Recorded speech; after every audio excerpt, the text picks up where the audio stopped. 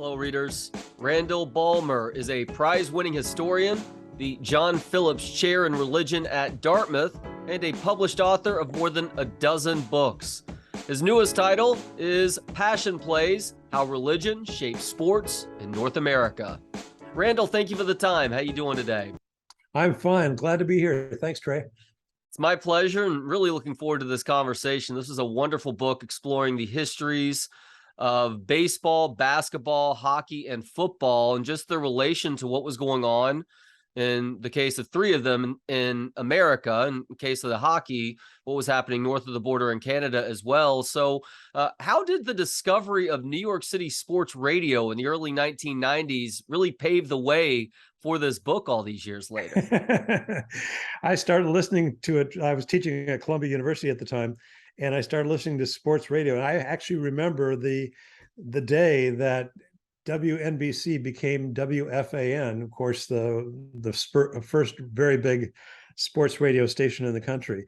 And I started listening, and I just became fascinated by it. I couldn't believe that sports talk radio hosts could sustain hours and hours of conversation over whether or not Joe Torre should have lifted the starting pitcher with 2 outs in the bottom of the 6th inning. And what struck me was the passionate intensity that people brought to these issues. And I have to say, I got drawn into it. I'm a sports fan myself. I'm not probably, in the outer limits of that designation, but nevertheless, I'm a sports fan, and I decided to try to write a book to explain it. So why did you decide on these 4 sports then, Randall?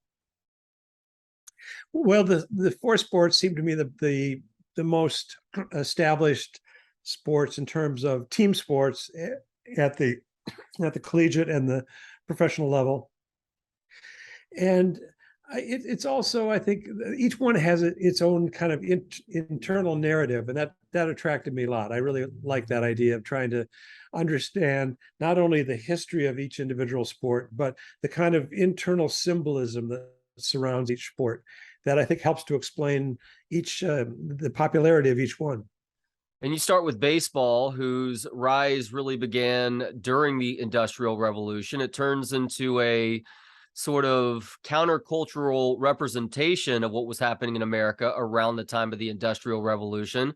And of course, many consider Abner Doubleday to be the inventor of the game. And let's not get this wrong. Abner Doubleday was a badass, 2-star Union general in the Civil War, fired the first shots in defense of Fort Sumter, commanded the Union troops at the Second Battle of Bull Run and the Battle of Gettysburg.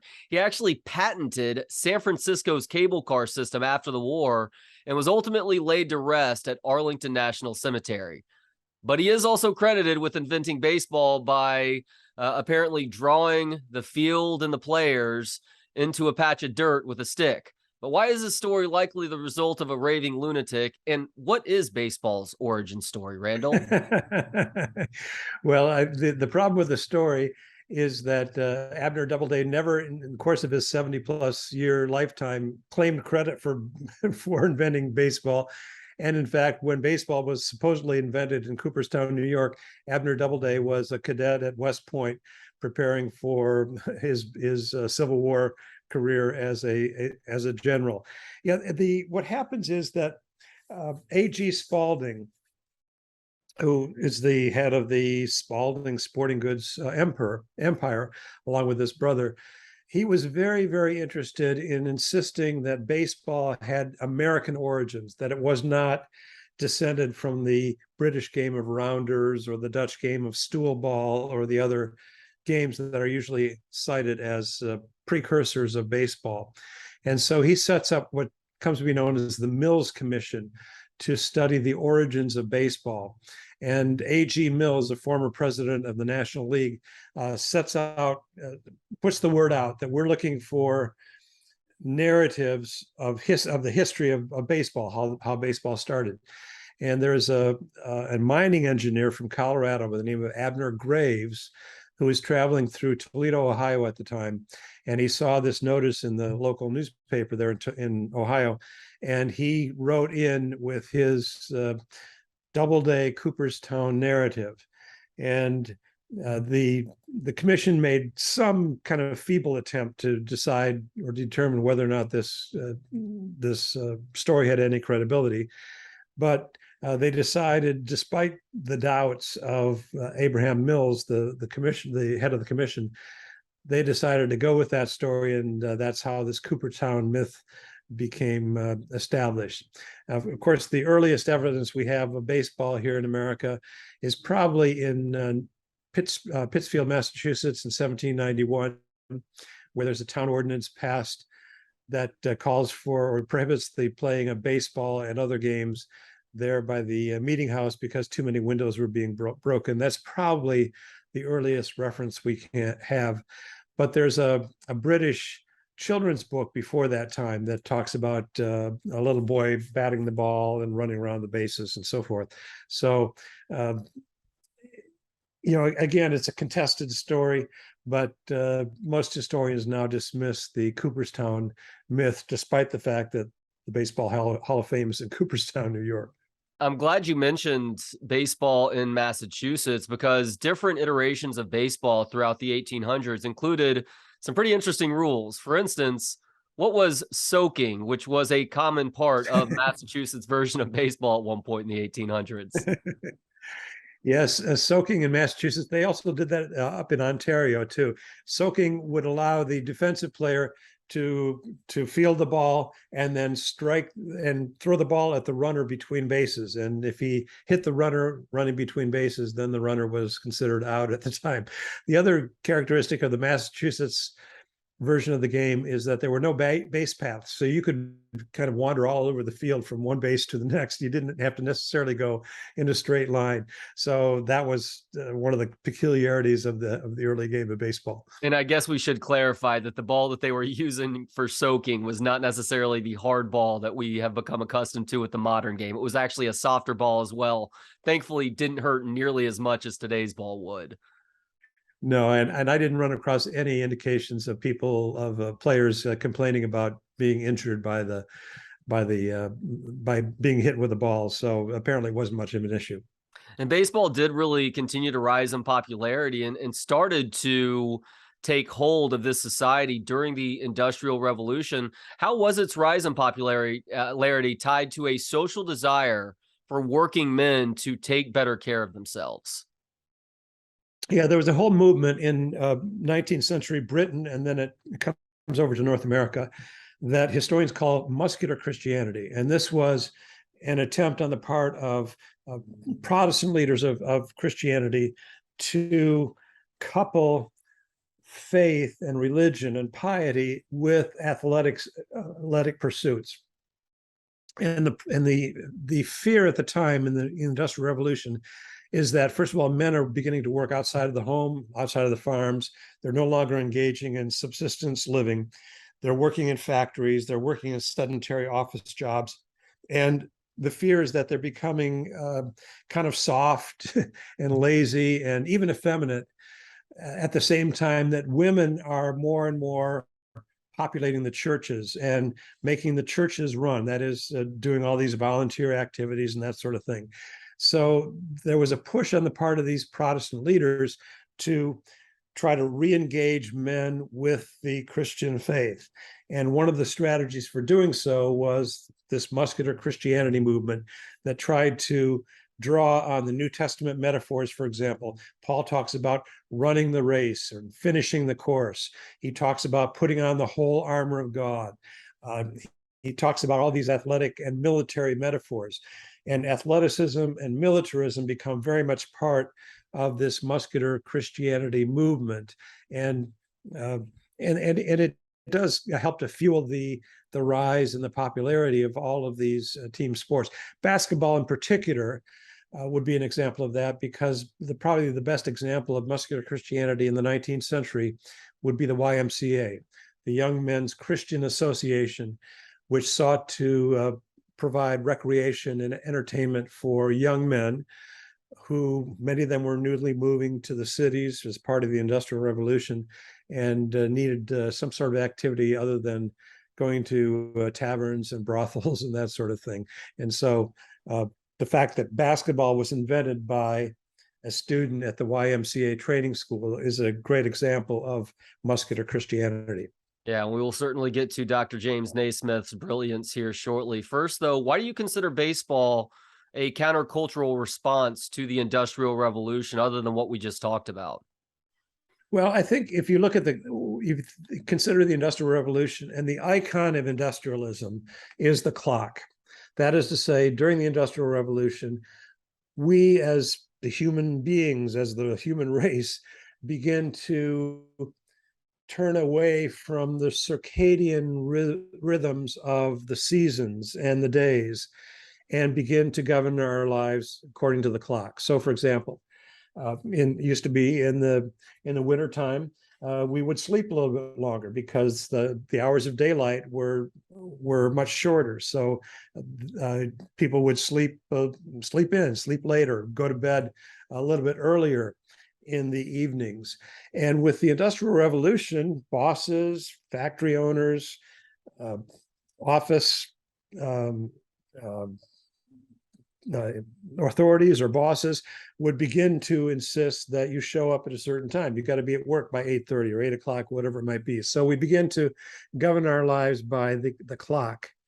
And baseball resists that. Baseball says, no, we're going to be countercultural. And it is the only sport among the four major team sports that is not governed by a clock. So it rejects the icon of the Industrial Revolution. And as you think about the game of baseball, even the base runner runs around the bases counterclockwise, as though he's trying to subvert the passage of time. So baseball is standing against the Industrial Revolution. And I think the other thing is baseball is all about, as the Cooperstown myth suggests, baseball is all about the rural, the idyllic sort of sylvan rural life.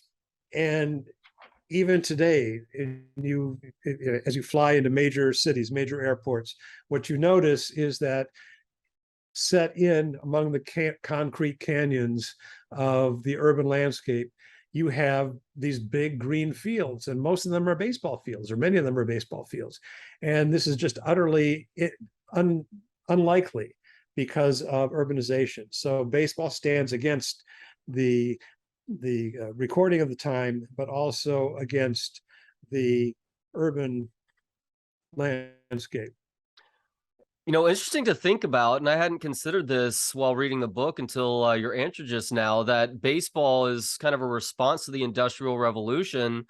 Baseball perhaps has the strongest players union of the four major sports, which of course that's something that really came into effect at the turn of the century as workers really kind of woke up and realized that they needed to do more to fight for their rights versus allowing these companies to just continually exploit them too.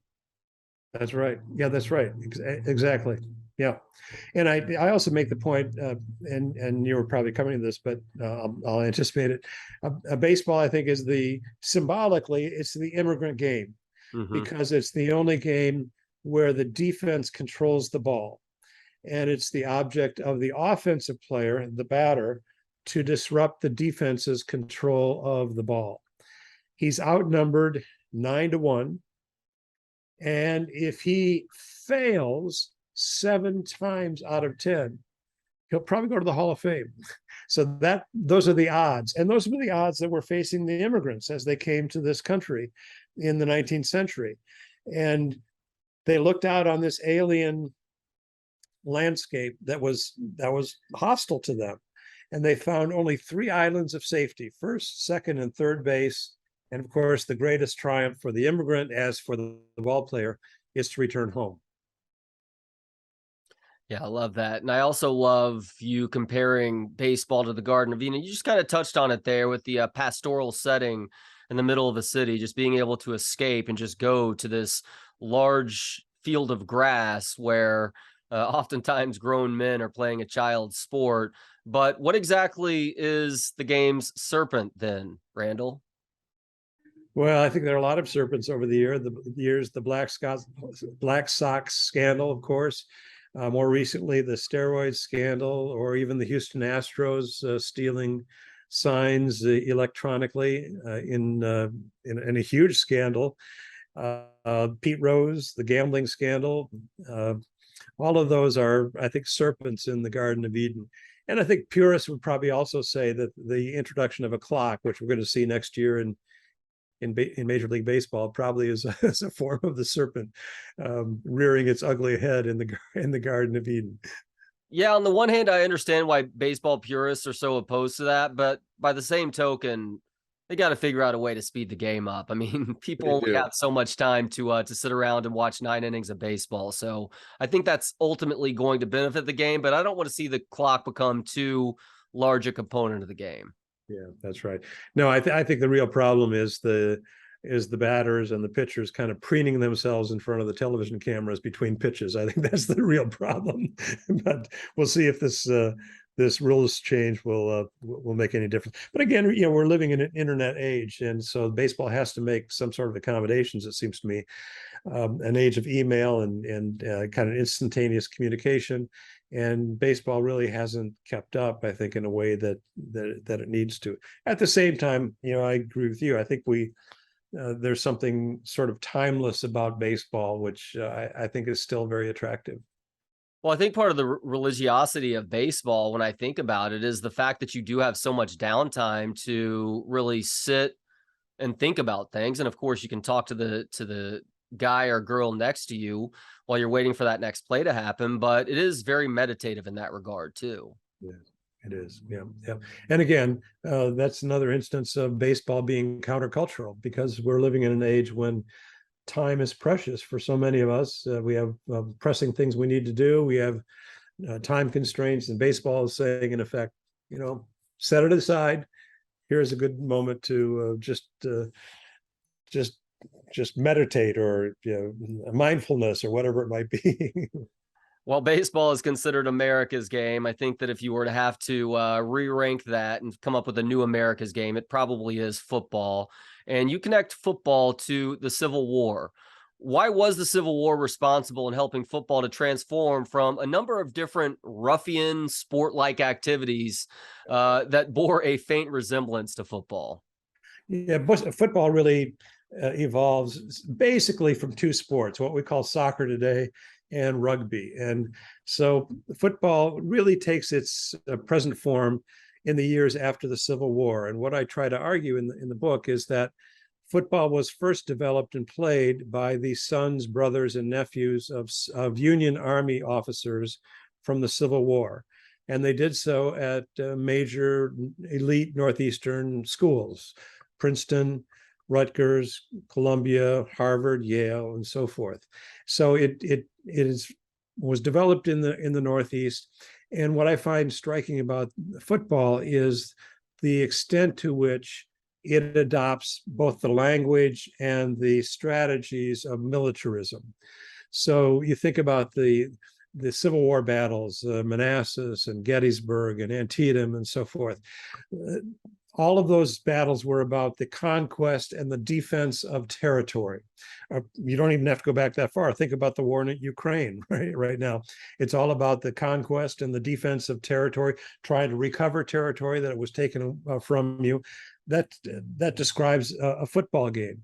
And what's striking to me is the extent to which military rhetoric surrounds the game. Now we think about, for example, the quarterback as the field general. That's sort of the obvious starting point. But he unleashes bullet passes or long bombs in the course of the game. He's part of the strategy. He's a strategist for the team. But also other language, training camp, for example, or spring training in football, in baseball rather, but training camp for football, that's a military term. Scouting, trying to understand your opponent before the strategy is laid out. That's very much a military terminology. Militarism just pervades the game of football, and it's no accident that it's by far the most violent sport. There are eruptions of violence in hockey, but unlike hockey, in football, violence is scripted into the game itself, and so in that way, it's quite militaristic as well. While brutality is still a descriptor of today's game, it's not nearly as brutal as it was way back when, around the Civil War, just after the Civil War. For instance, as you point out in this book, the rules used to allow a player to hit another player 3 times with a closed fist before he would be ejected. Right. Yikes. Yeah, and all of these early games, I haven't run across an account of an early game that did not use the word brutal or brutality, because these games were really quite physical, and of course there was very little protective gear at that time. So, how did football serve as a less lethal continuation of the animosity that existed between the North and South during the Civil War once the game actually made it south following the war? Yeah, that's a great story. Football, as I said, started in the Northeast, and in order for it to become uh, the most popular game today, as you suggested earlier, which it is, it had to move beyond its regional identity in the Northeast. And so when football comes down to the South, principally through Duke University, University of Georgia, Auburn, and of course the University of Alabama, Southerners begin to identify with the game. And I think that part of the reason that they were drawn to the game is because the South is really a military culture. If you look at just the raw numbers regionally, the people who enlist in the armed forces, even to this day, it's overwhelmingly coming from the South and from the South Atlantic region. And so this is a whole region of the country that is very much tied to militarism and a kind of military ethos. And so what happens is that as football comes to the South and Southern schools are able to beat Northern schools, New York University or Penn or Princeton or whoever they're playing, that gives the Southerners a sense of satisfaction.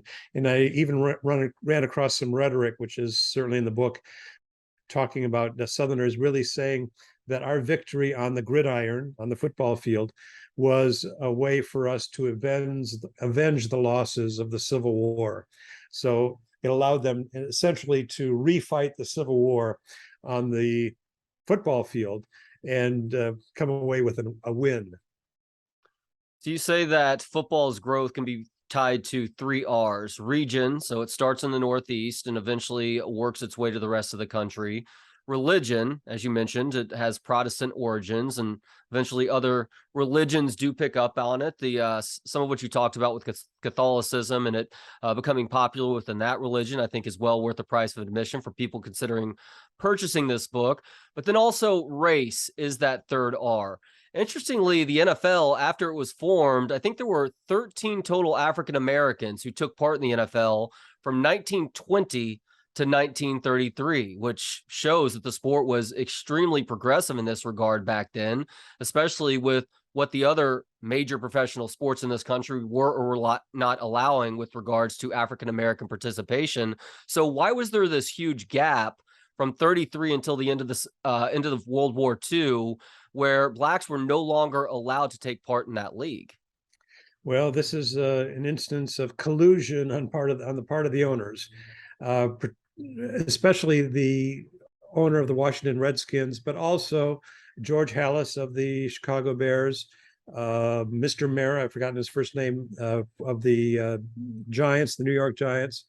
The owners got together and decided, mainly because of George Preston Marshall, the owner of the, at that time, Boston Redskins, later became the Washington Redskins. They decided to bar African American players from playing the game of football, and that prohibition remained in effect, as you said, until after World War II. At that point, you're really talking about the second integration of professional football. Kenny Washington is signed by the Los Angeles Rams, and you have once again the beginnings of the integration of football. But again, that's one of the black marks on team sports, and particularly the National Football League, the prohibition against African American players from 1933 until the end of World War II. Yeah, it took much longer for college football to desegregate. And unfortunately, there were some awful stories along the way. For instance, what happened to Greg Page shortly after he joined the Kentucky Wildcats, becoming the first African American in Southeastern Conference history? Southeast Conference, I believe that was 1967. I forgot, and I don't have it in front of me, but Greg Page, African American, is recruited by the University of Kentucky. One of the first practices, his teammates pile on. He's paralyzed, and he dies 38 days later. One of the great tragedies. But there are others as well. Jack Trice, the first African American athlete at Iowa State University, was tackled and died in a game against the University of Minnesota up in Minneapolis. And probably, I think the most notorious case was Johnny Bright, who was a quarterback for the Drake University Bulldogs. They went down to play what is now Oklahoma State University. At that time, it was called Oklahoma A&M in Stillwater, Oklahoma. And it was an open secret all week on campus that Johnny Bright, who was African American, who was a favorite for the Heisman Trophy that year, would have been the first African American to win the Heisman Trophy. It was an open secret on campus that he would not finish the game. And apparently the coach riled up his players with several racist rants.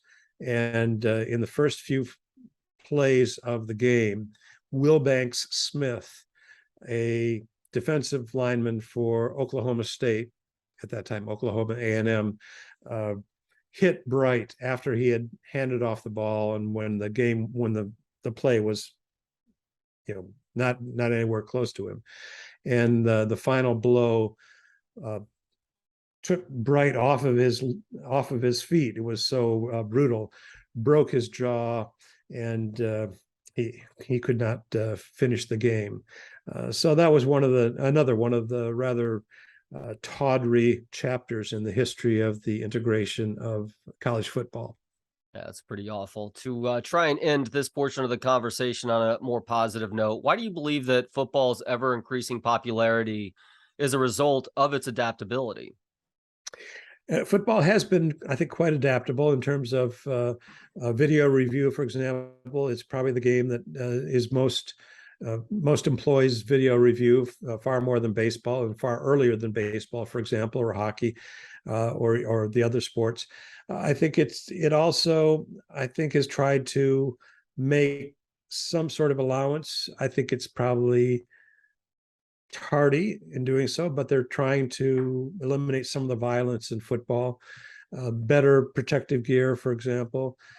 But it is a violent game still, and I think football has to pay attention to that. But I think they've done much better than hockey, for example. I'm not as much a hockey fan as I am a football fan or the other sports. But it seems to me that if hockey were truly serious about eliminating violence, it could do so pretty easily with changes to the rules and enforcement. But football is trying its best to do that. It is an interesting conversation with hockey, which is what we move on to just next. Hockey and its connection to the formation of the Canadian Federation and that sport's uprising north, and then eventually within these borders as well. For instance, the first ever organized hockey game did include some fights, and those fights only intensified in game 2 as well. Now, invention can happen with different people at similar times, Randall. Take Edison, for instance. Though many believe that he invented the light bulb, that's not necessarily true. What Edison excelled at was patenting and innovating ideas to make them publicly consumable. So who is actually responsible for starting organized hockey? For starting, I'm sorry. Organized hockey. Oh boy, there's a lot of controversy surrounding that, and there's even an institute called the Institute for International Hockey Research that tries to adjudicate the various claims about who is responsible or who invented hockey. What we do know is that hockey is a direct descendant of lacrosse. So I'm more comfortable talking about lacrosse as the antecedent to hockey, which it certainly is. But ice hockey itself, there are a lot of places that make it claims for that. The Dartmouth region of Nova Scotia tries to lay its claim to that.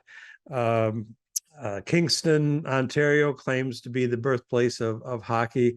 I think I say in the book, if there's any town in Canada east of Toronto that does not claim to be the birthplace of hockey, I want to know about it, because the most of them make some sort of claim or another. There's even a claim that it began out in the Northwest Territories or even along the Red River in North Dakota, which of course would be heresy to Canadians, that hockey actually began in the United States.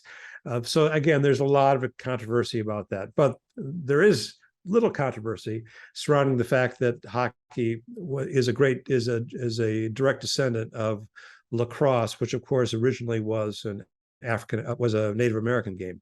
And what I find fascinating about that is the real Canadian progenitor of lacrosse, or promoter of lacrosse, was a Montreal dentist by the name of George Beers. And in 1867, which, as you note, was the beginning of the Canadian Confederation, when Canada essentially became independent from Great Britain, Beers argues that Canada needs its own game. Baseball is a US game. Cricket is British, and it's a little bit too finicky for us Canadians. We need a game that reflects the rough and tumble character of the Canadian wilderness. And he's persuaded that lacrosse is that game. And I'm always looking in the course of writing the book for religious intersections with these games. Beers is a Presbyterian, and the catchphrase for Presbyterians is that they need to do everything decently and in order. And so what he brings to lacrosse is order. So as he's watching these Native Americans play lacrosse, or what they call bagataway up in Canada, he said, it's a great game, but it needs boundaries. And we need to limit the number of players on each team. According to Beers, and he was probably exaggerating, there were as many as 1,000 players on each of these teams that he was watching play lacrosse in this sort of unlimited space. Again, I think he's probably exaggerating, but he wants to provide boundaries. He wants to limit the number of players on each team. And this is also part of a general evolution that's happening in team sports in the 19th century, away from these mob games that are kind of unruly and quite aggressive and unlimited in terms of their space, toward more delimited space, limiting the number of players, and that allows for more strategy in each of these games. Well, and plus the problem with making lacrosse Canada's national sport is you need to try and cater whatever that sport ends up being to the conditions that you're dealing with for a majority of the year. Anybody who has been, I don't know, even to Chicago or Minneapolis, St. Paul, knows how long it stays cold there. So the window with which you could play lacrosse up in Canada is a pretty small one, which is, I guess, why they needed to find something that you could actually play in the snow with frozen ponds and lakes and whatnot. That's right. And that's, of course, which also reflects, again, the Canadian geography, this vast wilderness, vast frozen wilderness, and hockey is a way to kind of tame it, or at least to accommodate to the ice in the cold. So my favorite tidbit that ties the founding and evolution of a sport to religion does come with hockey. And that has to do with the evolution of penalties in hockey. Now, initially, guys were just fined after the game, but eventually they realized fines weren't doing a whole lot to discourage these guys from beating the hell out of one another. So what is the religious affiliation with the advent of the penalty box, Randall? Well, I think to be honest, Trey, I wish I had more solid historical evidence for saying this, but what strikes me about, and I couldn't find it, I tried to find it, but I couldn't. But what strikes me is that as Irish Canadians and French Canadians start playing the game of hockey, both of them Catholic, of course, overwhelmingly Catholic, this is when you have the introduction of the penalty box. So you move away from these sort of parking ticket kind of fines for violent or rough behavior in hockey, toward the penalty box, which strikes me as very much similar to a Catholic confessional. And in many ways, it also combines both Protestant and Catholic deterrence. That is, you have the confessional, the place is set aside from the arena itself or from the rink itself, where the player can go and think about and contemplate his infraction. Uh, Players call it the sin bin, for example. But it also is very public, which is the Protestant deterrent to aberrant behavior. I remember the Puritans putting the criminal or the offender in stocks on the village green, so everybody could see that this person was being punished for his waywardness. So in many ways, the confessional, or I'm sorry, the penalty box is both a confessional and this sort of public place where the player becomes penitent, or at least is supposed to become penitent for engaging in this aberrant behavior. Yeah, unfortunately, it does not always work, which is evident in the game. All right, the final sport is basketball, which does deal with the urbanization of America and just many flocking to the city in the 1800s and the early 1900s and beyond. What does a game called Duck on a Rock have to do with Dr. James Naismith inventing basketball? Duck on a Rock was a game that James Naismith played as he was growing up in rural Ontario. And the game doesn't sound terribly sophisticated to me, but as I understand it from reading about it, there would be the children would put a rock on top of a larger rock, and the idea would be to dislodge the rock or the duck from the pedestal on which it was sitting, and one player would be assigned to guard the duck. Well, when Naismith, after he had completed his studies at McGill University, was studying at the YMCA training school in Springfield, Massachusetts, which is now Springfield College, he was challenged by his instructor to invent a game that could be played by young men between the baseball season and the football season. The idea was to keep them occupied and out of trouble. So Naismith kind of tries various things. Nothing really comes to mind until he decides to ask the custodian at the YMCA training school for a couple of peach baskets. And he decides to hang the baskets on either side of the gymnasium. He wants them 10 feet off the floor so that would eliminate some of the violence that would be associated, of course, with both hockey and with football. And so he does that, and this becomes the basis for the game of basketball. And I think basketball is the quintessential urban game. First of all, it was invented at a time, as you said, when North Americans are flocking to the cities in huge, huge numbers. I don't have the figures in front of me, but if you look at the growth in population in the cities in the last decade of the 19th century and the initial decades of the 20th century, it's just a huge surge of North Americans going to the cities. And basketball, I think, is the quintessential urban game because it replicates life in the cities, because the object is to move from one place to another without impeding the progress of others. The analogy I use is Fifth Avenue at lunch hour, or Michigan Avenue at rush hour, or Times Square in the evening, where you have this mass of humanity. And the idea is you have to try to weave your way among a lot of different people. Once again, the early days of basketball, I ran across references to basketball being played with 50 players on a team. You can imagine the challenge of doing that. And again, as basketball begins to develop, it moves away from the sort of mob game mentality toward more skilled players, fewer players, more skilled players playing on the basketball court. That's a lot to think about with today's court dimensions, but I think you even said that the gymnasiums that they were playing in were half the size of today's courts too. Exactly, exactly. So you can imagine the chaos and the mayhem in the early days of basketball. But Naismith was clear that violence was not part of the game. How was there also international appeal to the game from its beginnings? Something that's obviously continued over time.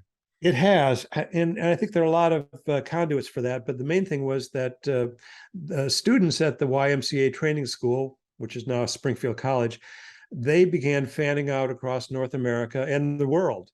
And they became directors of YMCAs as the YMCA began to expand. And so they introduced that game to these various YMCAs. Also, of course, you have the military, U.S. military, stationed in various places that would play basketball and teach it to others. And basketball, of course, is very popular also on Indian reservations. So it's not only the cities; it has other places where it's quite prominent as well. But again, it's principally an urban game. And how did Naismith believe the sport benefited those who played it? He thought that basketball was really sort of the culmination of athletic development. That is, you have individuals who were athletic in other ways, but the sort of agility that was necessary to play the game of basketball really was a step beyond, for example, the violence of football and so forth, in Naismith's understanding of the game. But he also thought it developed certain sort of moral characteristics as well, fortitude and patience and these other virtues that really, when you think about it, were part of success in the urban culture as well. And Naismith thought that basketball was good preparation for urban life. And was basketball the most progressive of these four sports in terms of the complete integration of non-whites into the sport itself, considering the YMCA connection too? It did at the YMCA level, less so, I think, at the college and the professional levels. The professional level is not really integrated until after the whole Harlem Globetrotters defeat the Minneapolis Lakers, including George Mikan, one of the great players in the history of the NBA.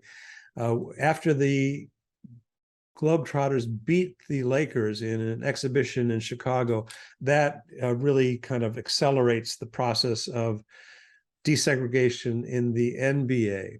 The first college team or first integration of college team occurred down in North Carolina between the Duke medical students team, which was the best team in the area, and the North Carolina, I forget the name of the school, but it was coached by um,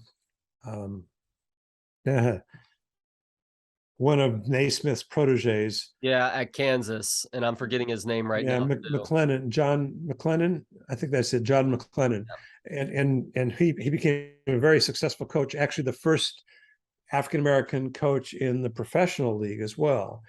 And but anyway, the first integrated game is down a secret game that takes place in North Carolina between Duke and McLennan's team. And I believe you said he was really instrumental in employing an up-tempo pace on both ends of the floor, which is something that Naismith had communicated to him at some point during their time in Lawrence together, that he ultimately wanted to see basketball played at a faster pace than it was at that point in time. That's right, exactly. And he and Naismith became really close friends, in part because McLennan was not allowed to play on the Kansas University team because it was coached by Adolph Rupp, and he insisted on an all-white team. And at that point, then McLennan becomes very good friends with Naismith, and Naismith really is a mentor to him at the beginnings of his coaching career. As I always say, Randall, you can't trust a guy named Adolph. All right, last question now. This is more of a general question than one specific to any of the four sports that we've been discussing. An often translated and paraphrased quote from Karl Marx is that religion is the opiate of the masses. Does sports serve as a modern opiate of the masses? Well, I think there's probably an argument to say that it does. The sports does provide that sort of release or escape. Uh, I think that there are other elements of that question in terms of how sports provides an alternate universe, as I write in the book, and I think that's part of the attraction of sports. But it's also striking to me how sports often provides a kind of uh, beginning for other social changes. The great example that comes to mind is Jackie Robinson desegregating the major leagues on April 15th, 1947. That's more than a year before Harry Truman desegregated the U.S. Armed Forces. So there's an example of how sports really provides a sort of groundbreaking entree into other social changes. Now, no one would argue that baseball should have been desegregated much, much earlier, given the success of various Negro League players, for example. And football, of course, as we said, had that great hiccup between 1933 and the end of Civil War, when it was not integrated. But sports, I think, provides a real avenue for change more broadly within the society. I also point out in the book that a lot of white fans, first of all, are cheering for athletes of color as long as they're on the field or on the basketball court. And once they move out of their lane, so to speak, and begin to speak about other issues within society, a lot of white players, a lot of white fans start to abandon these athletes of color. You have the Colin Kaepernick situation, of course, being probably the best example of that in recent years. So I think sports is probably neither entirely good nor entirely bad. But is it an opiate of the people? It might be. I think it might keep some people from expressing their dissatisfaction or their dissent in other ways. And in that sense, I think it's probably not a bad thing. He is Randall Balmer. The new book is Passion Plays, How Religion Shaped Sports in North America. Randall, thank you so much for the time today, and thank you for this excellent book. Thank you, Trey. It's been a pleasure. Thanks to Gentleman Jesus for the intro and outro music. Hear more of his work at gentlemanjesus.com. And thanks to you for hanging out. You can watch, listen, learn, and connect for free at booksonpod.com. For Books on Pod, I'm Trey Elling. Good day.